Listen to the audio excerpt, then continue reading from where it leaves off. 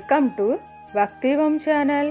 ఈ వీడియోలో శ్రీరామనవమి తర్వాత రోజు ఇలా చేస్తే చాలు మీ జన్మ ధన్యమైనట్లే. అది ఏమిటో తెలుసుకుందామా? ప్రతి సంవత్సరం ఉగాది తర్వాత శ్రీరామనవమి పండుగను జరుపుకుంటారు. ప్రజలు రాముల వారిని ఎంత భక్తి శ్రద్ధలతో పూజిస్తారు. అయితే శ్రీరామనవమి ఉత్సవాలు అనేవి ఉగాది తర్వాత నుంచి నగరాలు, పట్టణాలు, గ్రామాలు అనే తేడా లేకుండా అందరూ కన్నుల పండుగలా జరుపుకుంటారు. ముఖ్యంగా శ్రీరామనవమి ఉత్సవాలు అనేవి ఎక్కువగా గ్రామాలలో అంగరంగ వైభవంగా జరుగుతాయి. శ్రీరామనవమికి 10 రోజుల ముందు నుంచి ఈ వేడుకలను ఆలయాలలో మొదలు పెడతారు. ఈ క్రమంలోనే ప్రతి ఒక్క దేవాలయాన్ని తాటాకు పందిళ్లు వేసి ఎంతో అందంగా అలంకరిస్తారు. గ్రామాలలో రామనవమి ఉత్సవాలకు చిన్నపిల్లలు, మహిళలు అనే తేడా లేకుండా ప్రతి ఒక్కరూ పాల్గొని సేవలు కూడా చేస్తుంటారు.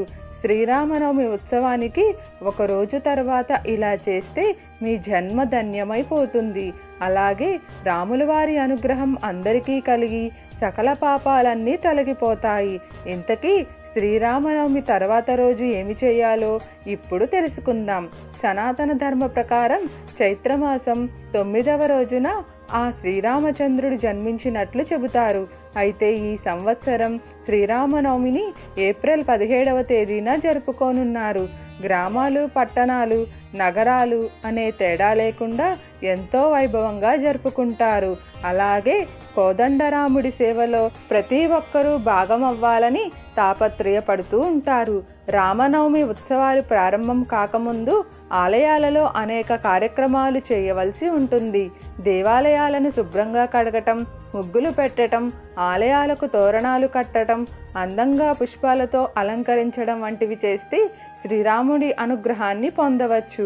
కాబట్టి నవమి తర్వాత రోజున ప్రతి ఒక్కరూ మీ దగ్గరలో ఉన్న దేవాలయాలలో ఇలాంటి సేవలు చేయాలి.